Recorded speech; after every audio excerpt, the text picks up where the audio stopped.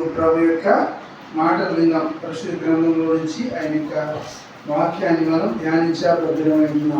దాని కొరకై మరి ఈరోజు సమూయేలు గారు రాసిన మొదటి గ్రంథంలో చూడండి. సమూయేలు రాసిన మొదటి గ్రంథము 7వ అధ్యాయము 12వ వచనము మనందరం కూడా కలిసి చదువుకుంటాం. సమూయేలు రాసిన మొదటి గ్రంథం 7వ అధ్యాయము 12వ వచనంలో ఈ విధంగా రాయబడుతూ ఉన్నది. అప్పుడు సమూయేలు ఒక రాయి తీసి మిస్పాకును షేనుకును మధ్య దాన్ని నిలిపి, ఇంతవరకు యెహోవా మనకు సహాయం చేసెను అనేటువంటి మాటను, సహాయం చేసినని చెప్పి దానికి ఎబెనేజరు అని పేరు పెట్టాడు. చిన్న ప్రార్థన చేసుకున్న ప్రభు సహాయం కొరకు. పరిశుద్ధులైన తండ్రి, ప్రేమగల ప్రభావ కలిగిన దేవా, మీకు వందనాలు స్తోత్రాలు తండ్రి. మీ దయని బట్టి, మీ కృపను బట్టి మరొక నూతన సంవత్సరంలోనికి ప్రభావం మమ్మల్ని అందరూ కూడా మీరు ప్రవేశింపజేసినందుకు వందనాలు స్తోత్రాలు తెలుసుకుంటున్నాం. ఆయన నా తండ్రి నిలబడి మీ దాసుని మిస్త్రి చాటును మరుగుపరిచి మీ నోటి పోరుగా వాడుకోలేని ప్రభావం మీరే దయ చూపించండి. మీరు ఏదైనా అందిస్తే తప్ప, సహాయం చేస్తే తప్ప నేనేమి కూడా మాట్లాడలేని నిస్సహాయ దాసుని మీరు చెప్పుకుంటున్నాను. నన్ను మీరు పూర్తిగా ఖాళీ చేసి నా నోట మీ మాటలు ఉంచాను ప్రభు. దూరం నుండి దగ్గర నుండి ఎందరైతే మీ మీకు వాక్యాన్ని వింటున్నారో వారందరికీ కూడా మీకు వాక్యం ద్వారా వారిని సంతృప్తిపరిచి మహిమ కనుక ప్రభావాలు తెలియబోతున్నాం. యేసు నామములో వేడుకొని ప్రార్థిస్తున్నాం తండ్రి, ఆమేన్. ఈ మాటలు మన గమనానికి దేవుని ప్రభు తీసుకొస్తున్నారు. కాబట్టి మీ అందరికీ కూడా యొక్క నూతన సంవత్సరం శుభాకాంక్షలు తెలియపరుస్తున్నాను ముందుగా. కాబట్టి 2025వ సంవత్సరంలో ప్రవేశించినటువంటి నీవు, నేను, మనమందరం కూడా ప్రభువుని మరి అంటున్నాడు, ఇంతవరకు యెహోవా మనకి ఏం చేశారంట? సహాయం చేస్తూ వచ్చారు. ఎంతవరకు? ఈ 2025వ సంవత్సరం మొదటి దినం వరకు కూడా. కాబట్టి 2024వ సంవత్సరం అంతా కూడా దేవుడు తన కనుపాకు వల్లే, మరి కోడి తన పిల్లలు ఏ విధంగా అయితే కాపాడుతుందో అట్టి విధంగా దేవుడు మనల్ని కాపాడుతూ వచ్చారు. అనేకమైనటువంటి పరీక్ష పరిశోధనలు, అనేకమైనటువంటి వ్యాధి బాధలు, అనేకమైనటువంటి నష్టాల్లో, కష్టాల్లో, లాభాల్లో కదా, వీటన్నిటి విషయాల్లో దేవుడు మనకి ఇంతవరకు కూడా ఏం చేస్తూ వచ్చారంట? సహాయం చేశాను నేను చెప్పి దానికి ఏం పేరు పెడుతున్నారు?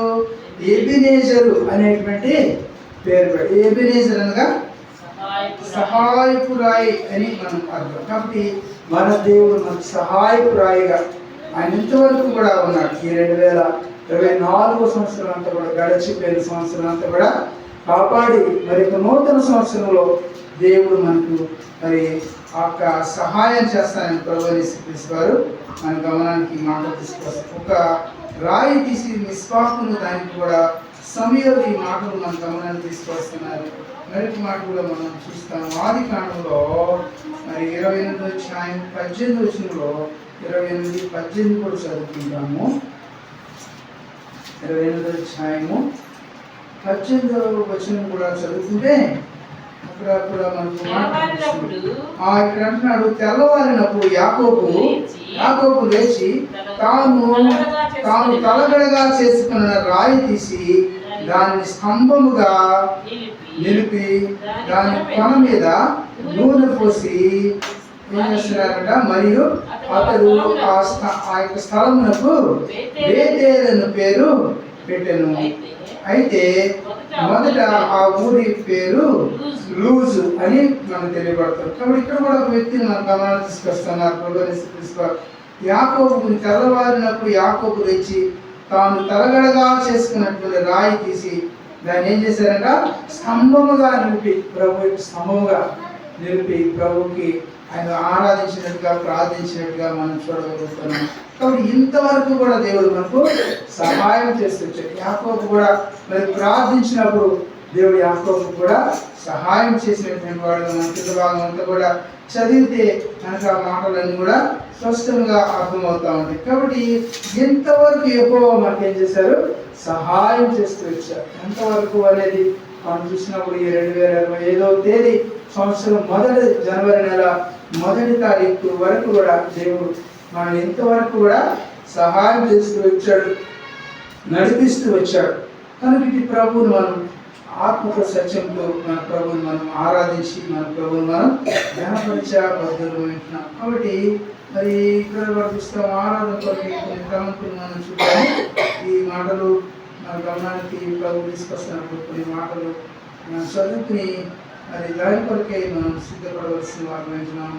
కనుక 116వ సంకీర్తనలో చూస్తాము.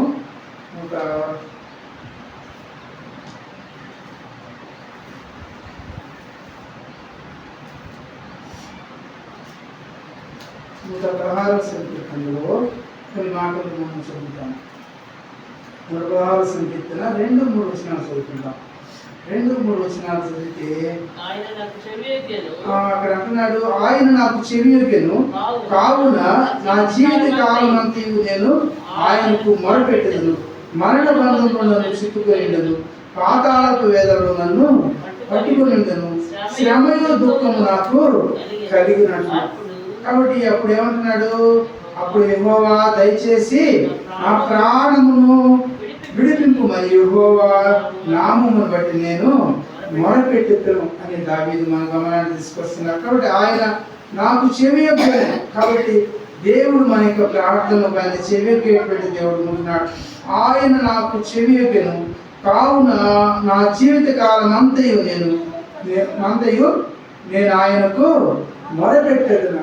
కాబట్టి నా జీవితంలో మన జీవిత కాలం అంతా కూడా మన ప్రభువుకు మనం మొరపెట్టాలి. ఏదో పండుగ రోజే కాదు, కానీ మరి ప్రతిరోజు కూడా మనం మన జీవిత కాలం అంతా కూడా కదా మనం కూడా ప్రమాణం చేస్తారు. చూసారా, మరి ఎప్పటి వరకు ప్రమాణం అంట?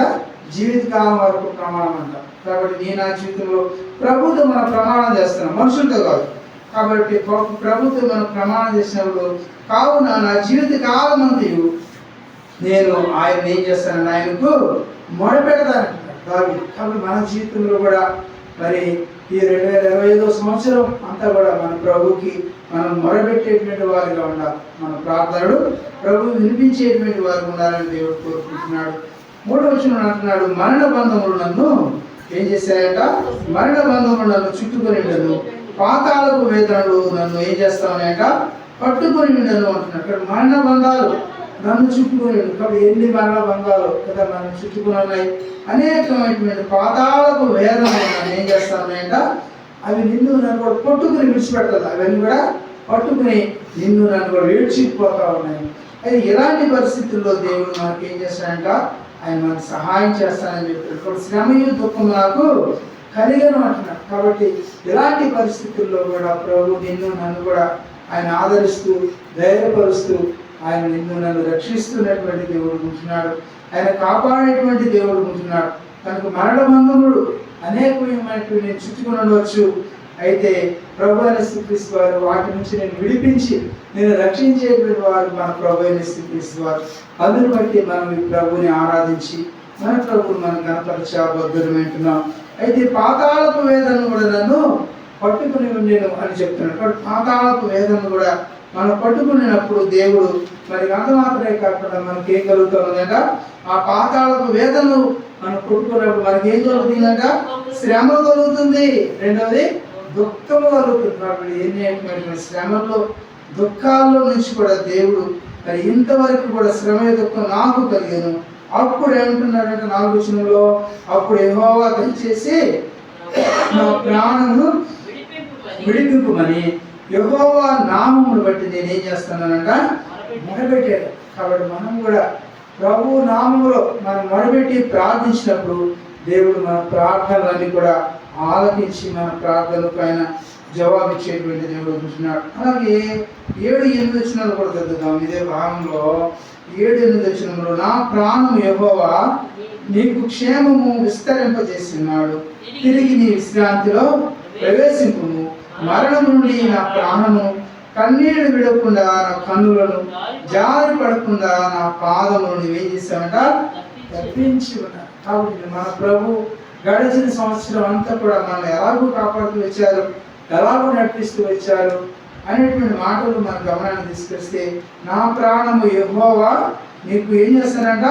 నా ప్రాణమా యెహోవా నీకు క్షేమం విస్తరింపజేస్తున్నాడు. ఈ 2025వ సంవత్సరంలో నీకు క్షేమాన్ని విస్తరింపజేసేటువంటి సంవత్సరంగా ఆయన నీకు నాకు కూడా ఇచ్చినటువంటి దేవుడు ఉంటున్నాడు. అందుని బట్టి మన ప్రభువును మనం ఆరాధించాలి. అంత మాత్రమే కాకుండా తిరిగి నీ విశ్రాంతిలో ప్రవేశించుము అంటున్నాడు. 8వ వచనంలో, మరణము నుండి నా ప్రాణమును కన్నీళ్లు విడకుండా నా కన్నులను ఏం చేశారంట, జారి పడకుండా నా పాదములను నువ్వేం చేసావంట, తప్పించినటువంటి దేవుడు ఉన్నాడు. మన ప్రభు ఎలాంటి ప్రభు ఉన్నాడంటే, వ్యక్తి ప్రభువుని మనం మధ్యాహ్నం వేళలో హృదయం కూడా ఆరాధించి మన ప్రభు మనం గణపరిచే అబద్ధులు వింటున్నాం. కాబట్టి మరణం నుంచి నా ప్రాణమును, మరి అలాగే కన్నీళ్లు విడకుండా నా కన్నులను, జారి పడకుండా నా పాదములను ఏం చేస్తూ వచ్చాడంగా, నువ్వు తప్పించి ఉన్నావు. 9వ వచనం చూస్తే, సజీవులు ఉన్న దేశంలో యెహోవా సన్నిధిలో నేను కాలం గడుపుతున్నాను. కాబట్టి సజీవులు ఉన్నటువంటి దేశంలో నేటి వరకు నిన్ను, నన్ను, మనందరినీ కూడా ఆయన సన్నిధిలో కాలం గడిపేటువంటి వారిగా, సజీవులు ఉన్న దేశంలో, మృతులు ఉన్న దేశం కాదు.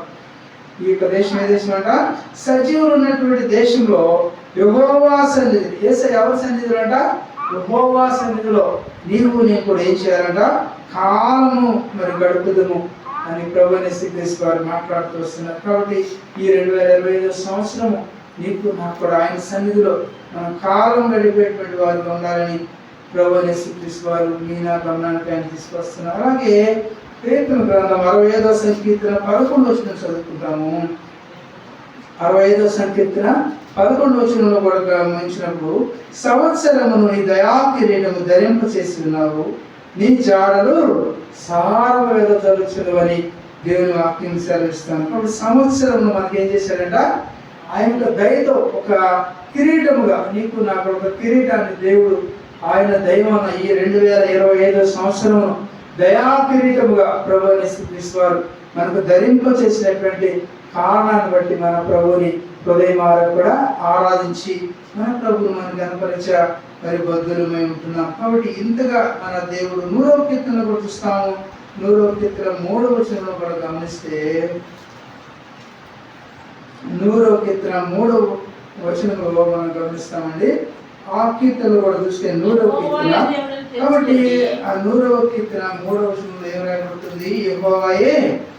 కాబట్టి యెహోవాయే దేవుడని ఏం చేయాలంట మనము, కాబట్టి యెహోవాయే దేవుడని తెలుసుకుని ఆయనే మనం ఏం చేశారంట, ఆయనే మనం పుట్టించను, మనము ఆయన వారము, మనము ఆయన, కాబట్టి ఆయన ప్రజలము, ఆయన మీకు గొర్రెలమై ఉన్నామని దేవుని వాక్యం సెలవిస్తుంది. కాబట్టి మనం ఎవరము అనేటువంటి కీర్తనకారుడు 100వ సంకీర్తన 3వ వచనం అంటున్నాడు, యెహోవాయే దేవుడు అని తెలుసుకోవాలి. కాబట్టి నీవు ఇంతవరకు కూడా తెలుసుకోలేదేమో ప్రియ సహోదర సహోదరి, ఈ యొక్క సంవత్సరం అనేటువంటి దయా కిరీటాన్ని ఇచ్చినటువంటి ప్రభువుని ఈ యొక్క 2025 సంవత్సరంలోనైనా కూడా ప్రభువుగా సొంత రక్షకుడుగా నీ హృదయంలో చేర్చుకుంటే ప్రభువుని యేసుక్రీస్తు వారు నీకు కావాల్సినటువంటి శాంతిని, సమాధానం, నెమ్మదిని, క్షేమమును, అభివృద్ధిని, దీవెనలు, ఆశీర్వాదాలు ఇచ్చేటువంటి సంవత్సరముగా దేవుడు నీకు ఈ సంవత్సరం అనేటువంటి దయా కిరీటాన్ని దేవుడు ఇవ్వడానికి ఆయన సిద్ధపడుతున్నటువంటి వాడు ఉన్నాడు. అందుని బట్టి మన ప్రభువుని మనం ఆరాధించాలి. కాబట్టి ఇక 2020 సంవత్సరం మనం ఏం తెలుసుకోవాలంట, యెహోవాయే దేవుడని తెలుసుకోవాలి. ఈ 2025 సంవత్సరంలో మనం ఇంతవరకు కూడా తెలుసుకోలేకపోతే ప్రభువు మాట్లాడుతున్నటువంటి మాట ఏంటంటే, యెహోవాయే దేవుడు అని తెలుసుకోండి. రెండవది ఏం చెప్తున్నాడు, ఆయనే మనల్ని ఏం చేశారంట, పుట్టించను అనేటువంటి మాటలు మన గమనాన్ని తీసుకురాబడుతున్నాయి. రెండవదిగా చూస్తే మనము ఆయన వారము, ఆయన ప్రజలము, ఆయన వైపు గొర్రెలమై ఉన్నామని దేవుని వాక్యం సెలవిస్తాం. కాబట్టి ఈ యొక్క నూతన సంవత్సరంలో ప్రవేశించినటువంటి నీవు నేను కూడా ఆయనే మనం పుట్టించను అని మనం గ్రహింపవలసిన వాడు ఉన్నాం. కాబట్టి ఇప్పుడు వరకు కూడా గ్రహించకపోతే ఆయనే మనం పుట్టించను అనేటువంటి మాటను మరి దేవుడు మన గమనాగమనాన్ని ఆయన తీసుకొస్తున్నటువంటి వారు ఉన్నారు. ఈ మాట కూడా మీకు ఒక మాటను చూపిస్తాను. కాబట్టి ఆయనే మనను పుట్టించినటువంటి దేవుడు, మనకు సహాయం చేసినటువంటి గొప్ప దేవాది దేవుడు ఉంటున్నారు. అందుని బట్టి 95వ సంకీర్తన చూస్తాను కదా, 95వ సంకీర్తన 6వ వచనంలో ఉన్నది ఈ మాట. ప్రకటన చూడండి, 95వ సంకీర్తన 6వ వచనం చూస్తే, ఆయన మన దేవుడు, మనము ఆయన పాలించు ప్రజలము, ఆయన మేపు గొర్రెలము. 7వ వచనం, రండి నమస్కారం చేసి సాగిలపడదము, మరణ సృజించిన యెహోవా సన్నిధిని మోకరించుదము. నేడు మీరు ఆయన మాటను అంగీకరించిన ఎడల ఎంత మేలు. కాబట్టి ఎంత మేలు. కాబట్టి 2025 సంవత్సరంలో ప్రవేశించినటువంటి నీవు నేను మనమందరం కూడా ప్రియ సహోదరి సహోదరులారా రండి, నమస్కారం చేసి సాగిలపడదాం ప్రభు సన్నిధిలో, దేవుని సన్నిధిలో, దేవుని మందిరంలో మనమందరం కూడా వచ్చి రండి, నమస్కారం చేసి ప్రభు యేసుక్రీస్తు వారికి మనం ఏం చేయాలంట? నమస్కారం చేసి ఏం చేయాలా? సాగిలపడి. ఎందుకు సాగిలపడాలంట? మనలను సృజించిన యెహోవా సన్నిధిని మనం ఏం చేయాలంట? మోకరించాలి. మనం సృజించిన యెహోవా సన్నిధిలో మోకరించి మన ప్రభువుని హృదయమార కూడా ప్రార్థించినప్పుడు, ఆయన స్తుతించినప్పుడు, ఆయన కీర్తించినప్పుడు దేవుడు మనకు ఆయన గొప్ప మేలుడు, ఆయన దేవుడు ఇచ్చేటువంటి దేవుడు ఉన్నాడు. అందుకే కింద భాగం అంటున్నాడు, నేడు మీరు ఆయన మాటను. కాబట్టి నేడు మీరు ఆయన మాట అంగీకరించిన కదా ఎంతో మీరు ఈ 2025 సంవత్సరంలో మరి ఇంతవరకు కూడా నీ ప్రభువుని అంగీకరించలేదేమో ప్రియ సహోదర సహోదరి. ప్రభు చెప్తున్నటువంటి మాట నేడు మీరు. కాబట్టి నేడు అనగా ఈ రోజే ప్రభు యేసుక్రీస్తు 2025 సంవత్సరంలో ప్రవేశించినటువంటి నీవు నేను మనమందరం కూడా ఈ యొక్క మొదటి తేదీనే నేడే అనేటువంటి నేడే మీరు ఆయన మాటను ఏం చేయాలంట? అంగీకరించిన కదా ఎంతో మేలున్నది, ఎంతో దీవెన ఉన్నది, ఆశీర్వాదం ఉన్నది, ఎంతో అభివృద్ధి ఉన్నదని ప్రభు యేసుక్రీస్తు వారు మన గమనానికి ఈ మాటలు ఆయన తీసుకొస్తున్నటువంటి దేవాది దేవుడు చూసినాడు. అందుని బట్టి మన ప్రభుని మధ్యాహ్న వేళలో మన హృదయమార కూడా ఆరాధించి మన ప్రభుని మనం ఘనపరచబద్దులమైన. అలాగే ఎబ్రీ పత్రిక 3:7 కూడా చూస్తే 3వ అధ్యాయము 7వ వచనం కూడా చూస్తాం.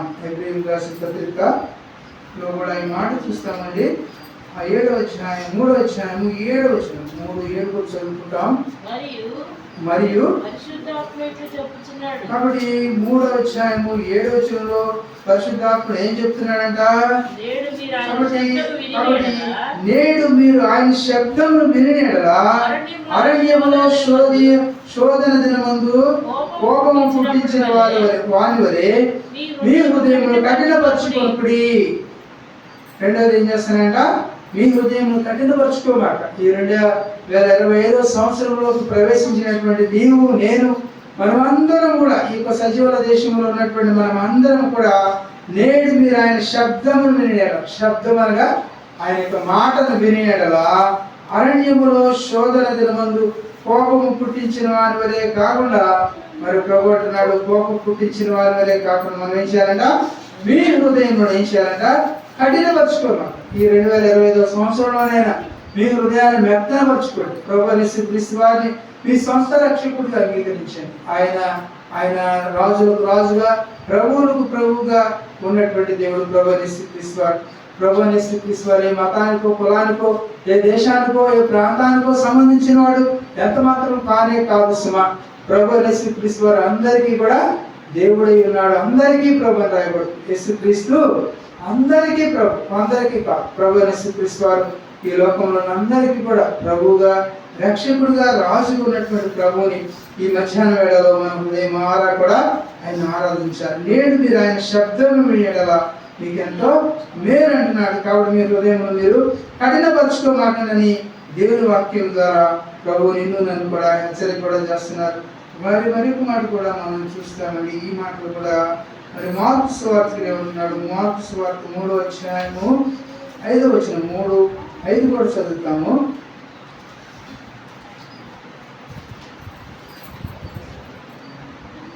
3వ అధ్యాయము 5వ వచనం కూడా చదువుకుంటాము.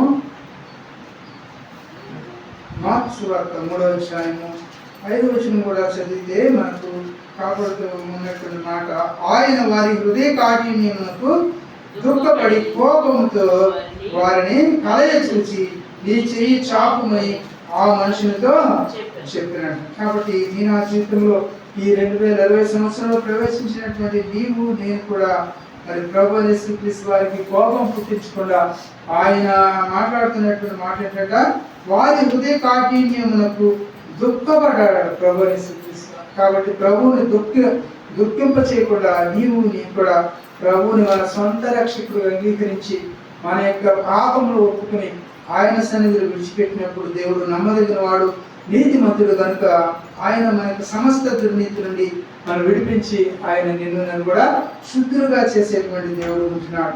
అందుని బట్టి మన ప్రభువును మనం ఆరాధిస్తాం. అలాగే ద్వితీయోపదేశకాండం 4వ అధ్యాయము 4వ వచనం కూడా చదువుకుంటాం. 4వ అధ్యాయము 4వ వచనం కూడా చదువుతామండి. ద్వితీయోపదేశకాండం 4వ అధ్యాయము 4వ వచనంలో కూడా కొన్ని మాటలు మనం అక్కడ అంటున్నాడు.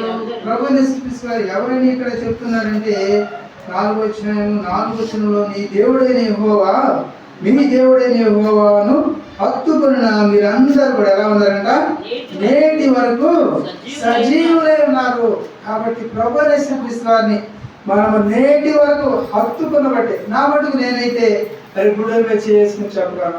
నా మటుకు నేనైతే 2025 సంవత్సరాన్ని చూస్తానని అనుకోవాలి. నా మటుకు నేనైతే ఎప్పుడో నేను చనిపోయేవాడు. ఆగస్టు నెలలోనే చనిపోవాల్సింది. అయితే దేవుడు ఆయన సజీవుల దేశంలో నన్ను కూడా బ్రతికించాడు. ఆయన సేవ చేయ నిమిత్తమై ఆయనకు పనికి మరి పని చేయ నిమిత్తమై నన్ను కూడా ఈ లోకంలో ఉంచాడని నేను విశ్వాసంతో నమ్ముతా ఉన్నా. కాబట్టి ఆయన సజీవుల దేశంలో ఉంచాడు. ఆ మాట చూస్తే మీ దేవుడని యెహోవాను హత్తుకొని మీరందరూ కూడా ఎలాంటి వారు ఉన్నారంట? కాబట్టి నేటి వరకు సజీవులై ఉన్నారు. కాబట్టి నిజంగా కేవలం ఆయన హత్తుకోవడం బట్టే, ఆయన్ని ప్రేమించమంటే నా మటుకు నేనైతే ఈ 2020 సంవత్సరంలో ప్రవేశించగలిగిన. కాబట్టి ఆయన హత్తుకున్నప్పుడు నిన్ను నన్ను విడిచిపెట్టేవాడు ఎంత మాత్రం కూడా కానే కాదు. మనుషులు విడిచిపెడతారు, మనుషులు హత్తుకోలేరు. మనుషులైతే నిన్ను నన్ను కూడా దూరంగా ఉంచుతారు. కానీ ప్రభువు యేసుక్రీస్తు వారైతే ఆయన హత్తుకున్న మీరందరూ కూడా నేటి వరకు ఎలా ఉన్నారంట?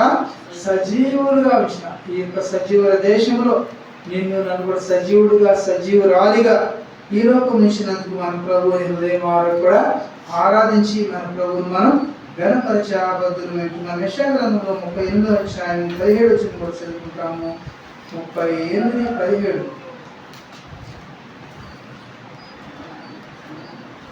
38వ అధ్యాయము 17 వచనం కూడా చదువుతామండి.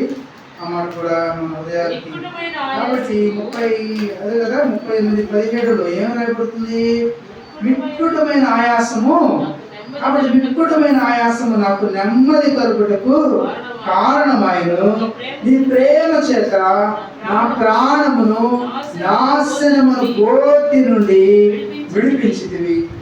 నీ వీపు వెలుగుతట్టు నా పాపములని పారవేశా. కాబట్టి ఆయన వీపు వెలుగుతట్టు నీ నా పాపములని కూడా పారవేసుకున్నా. నీ నా పాపం ఆయన జ్ఞాపకం చేసుకుంటే నీవు నేను కూడా 2025 సంవత్సరంలో ప్రవేశించే వారము ఎంత మాత్రము కూడా కానే కాదు. ప్రియ సహోదరి సహోదరులారా, కాబట్టి మిక్కుటమైన ఆయాసం నాకు నెమ్మది కలుగుటకు కారణమై ఇది నాకు నెమ్మదికే దేవుడు ఇచ్చాడు అని నీవు నేను కూడా నాకు ఇంత మిక్కుటమైనటువంటి ఆయాసం ఎందుకు వచ్చింది, ఇంత కష్టం ఎందుకు వచ్చింది అయ్యా, ఇంత నష్టం ఎందుకు వచ్చింది, ఇంత వ్యాధి ఎందుకు వచ్చింది, ఇంత బాధ ఎందుకు వచ్చింది అని అనుకుంటున్నావేమో అని. అది నీ నెమ్మది కలుగుటికి అది కారణమని దేవుడు చెప్తున్నాడు.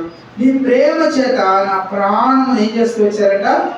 నీ ప్రేమ చేత నా ప్రాణమును నాశనమును కోతిలో నుంచి దేవుడు ఏం చేశాడు? విడిపించినాడు. అందుని బట్టి మనం ఆరాధించాలి. నాశనంలోనికి పోకుండా, నష్టంలోనికి పోకుండా, లోకంలోనికి పోకుండా, పాతాళంలోనికి పోకుండా ప్రభు నీ నా ప్రాణము ఆయన ఏం చేశారంట? విడిపించినాడు, ఆయన రక్షించినాడు. అందుని బట్టే మన ప్రభువును మనం ఆరాధించాలి. ఏవేవో పిచ్చి పిచ్చి మాటలు చెప్తూ మనం కాలం సమయం అర్థం చేసుకోకూడదు. కానీ దేవుని మాటలు ఎంతో విలువైనటువంటి మాటలు. కాబట్టి ఆ మాటలు ద్వారా మనం కొన్ని మాటలైనా ఈ 2025 సంవత్సరంలో ప్రవేశించిన నీవు నేను మనం అందరం కూడా దూరం నుండి దగ్గర నుండి ఈ దేవుని మాటలు ఇక మైకి యంత్రం ద్వారా వింటున్న ప్రియ సహోదరుడా సహోదరి, నీ ప్రేమ చేత నా ప్రాణము నాశనమును కోతుల నుండి నన్ను విడిపించినావు ప్రభు. అందులో బట్టి నీకు వందనాలు, నీకు స్తోత్రాలు అని మన ప్రభువుని హృదయమార కూడా మనం ఏం చేద్దాం? మన ప్రభుని ఆరాధన చేయాలి. ఇక ఆరాధనలో మన ప్రభుని మనం కనపరచ. కీర్తన 103వ సంకీర్తన చూడండి, 12వ వచనంలో 103వ సంకీర్తన 12వ వచనంలో ఏం రాయబడుతుంది? మనందరూ కూడా తెలిసినటువంటి సంకీర్తన. కాబట్టి ప్రభు ఏం చేస్తూ వచ్చారు అని మనం చూస్తే 103:12లో పడమటికి. కాబట్టి పడమటికి తూర్పు ఎంత దూరము? ఆయన మన అతిక్రమము మనకంతా దూరపరిచాడు. నీ నా యొక్క అతిక్రమం క్రమము కానిదే అతిక్రమం. కాబట్టి నీవు నేను కూడా చేసినటువంటి ఆ యొక్క అతిక్రమం ఏం చేస్తూ వచ్చారట, దూరపరిచినాడు. ఎట్లా దూరపరిచాడు? పడమడికి తూర్పు ఎంత దూరము కదా, పడమడికి తూర్పు ఎంత దూరము ఆయన మధ్య మన అతిక్రమం అంత దూరముగా మరి చేసినటువంటి దేవుడు ఉన్నాడు. అందును బట్టి మన ప్రభువును మనం ఆరాధించాలి. ఈ మాటలను కూడా మన పాయింట్ వైజ్గా రాసుకుని చక్కగా కొన్ని పాయింట్లు అయినా కూడా మనం మరి చక్కగా మనం ఆరాధిస్తే ప్రభు నామం ఎంతో మహిమగా మరి పరచబడుతుంది. మరి మాట కూడా మీకు జ్ఞాపకం చేస్తూ మరి ముందుకు సాగుదాము. అలాగే ఇక్కడ కూడా ప్రభు యేసుక్రీస్తు వారు మనకు గమనంలోకి ఆయన తీసుకొచ్చినటువంటి మాటలు మనం చూస్తే ఇంకా ఆరాధన వర్తమానంలో మనకి 6వ సంకీర్తన చూడండి, 6వ సంకీర్తన 5వ వచనం కూడా చదువుకుంటాం. మనం క్లుప్తంగానే మాట్లాడుతున్నాము, మనం ఆలస్యంగానే ప్రారంభించాము కాబట్టి కీర్తన గ్రంథం 6వ సంకీర్తన 5వ వచనం కూడా చదువుకుంటాం.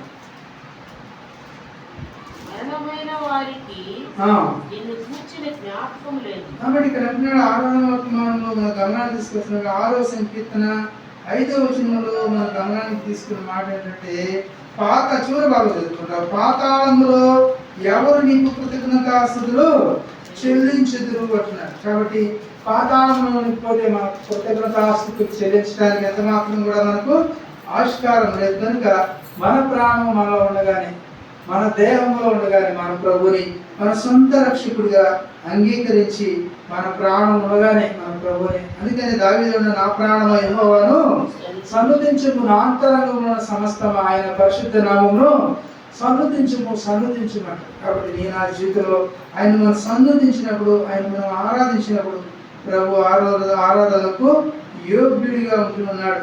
కాబట్టి 30వ సంకీర్తన కూడా చూస్తాము. 30వ సంకీర్తన 3వ వచనం కూడా చదువుకుంటాం. 30వ సంకీర్తన 3వ వచనంలో కూడా చదివినప్పుడు, యెహోవా పాతాళంలో నుండి నా ప్రాణమును లేవదీసితివి, నేను సమాధిలోనికి దిగకుండా నీవు నన్ను ఏం చేస్తూ వచ్చావంట, బ్రతికించితివి అంటున్నా. కాబట్టి ఇక్కడ 2024వ సంవత్సరంలో ప్రభు యేసుక్రీస్తు వారు నిన్ను నన్ను కూడా కాపాడుతూ వచ్చినటువంటి వాడు ఉన్నాడు. ఈ భాగంలో మనం చూసినప్పుడు ప్రభు యేసుక్రీస్తు వారు యెహోవా పాతాళములో నుండి నీవు పాతాళంలో నుండి నా ప్రాణము నువ్వు లేవదీసినావు అంటున్నాడు దావీదు తన భాగంలో రాస్తూ. ఎలాగూ నన్ను లేవదీసినావు, ఎలాగూ నన్ను రక్షించినావు అంటే దావీదు బహు స్పష్టంగా మనకి వారు చెప్తున్నటువంటి మాట అంటే, నేను సమాధిలోనికి దిగకుండా నీవు నన్ను బ్రతికించినావు ప్రభువా, అందరి బట్టి నీకు వందనాలు స్తోత్రాలని మరి దావీదు ప్రభు యేసుక్రీస్తు వారిని ఆయన కొనియాడుతున్నటువంటి వాడు ఉన్నాడు. అలాగే ప్రభు మరి ఇదే 30వ సంకీర్తనలోనే 8, 9 వచనాలు కూడా చదువుకుంటాం. 30వ సంకీర్తన 8, 9 వచనాలు కూడా. కాబట్టి ఇక్కడ దావీదు అంటున్నాడు 8వ వచనంలో ఏమంటున్నాడు, యెహోవా నీకే మొరపెట్టితిని, నా ప్రభువును ఏం చేస్తానట, బతిమాలుకుంటుని, నేను సమాధిలోనికి దిగినడగా నా ప్రాణం వల్ల ఏమి లాభము, మన్ను నిన్ను స్తుతించిన నీ సత్యమును గురించి అది వివరించిన. 10వ వచనం చూస్తాం, యెహోవా ఆలకింపుము, నన్ను కరుణింపుము, యెహోవా నాకు సహాయకుడివై ఉండుము. 11వ వచనం చూస్తే, నా ప్రాణము మౌనముగా ఉండగా నిన్ను కీర్తించినట్లు నా అంగలార్పును నీవేం చేస్తూ వచ్చావట, నాట్యముగా మార్చినావు. నా యొక్క అంగలార్పును నువ్వేం చేస్తూ వచ్చావంటే నా యొక్క అంగలార్పును నాట్యముగా మార్చినటువంటి దేవుడు నా ప్రభా, నీ వందనాలు స్తోత్రాలు ప్రభా అని మనం మన ప్రభుని హృదయమారపడ మనం ఆరాధించాలి. ఎందుకంటే యెహోవా నీకే మొరపెట్టితిని, నా ప్రభువును నేను ఏం చేస్తా వచ్చానంట, బతిమాలుకున్నాను అంటున్నాడు దావీదు గారు అన్నాడు, నా ప్రభు నేను బతిమాలుకున్నాను, అయితే నేను సమాధిలోనికి దిగినలా నా ప్రాణము మరి వలన ఏమీ లాభం ఉండదు. కాబట్టి ప్రభు యేసుక్రీస్తు వారి సొంత రక్షకుడిగా మనం బ్రతికున్నప్పుడే, మన ప్రాణం మనలో ఉన్నప్పుడే మన ప్రభువుని మనం సొంత రక్షకుడిగా అంగీకరించి ఆయన్ని ప్రార్థించినప్పుడు, ఆయన వేడుకున్నప్పుడు దేవుడు నీకు నాకు సహాయం చేసేటువంటి దేవుడు ఉంటున్నాడు. అందులో బట్టి మన ప్రభుని మనం ఆరాధించాలి. అందుకనే పెదవచనం అంటాడు కదా, యెహోవా ఆలకించుము, నన్ను కరుణించు ప్రభా.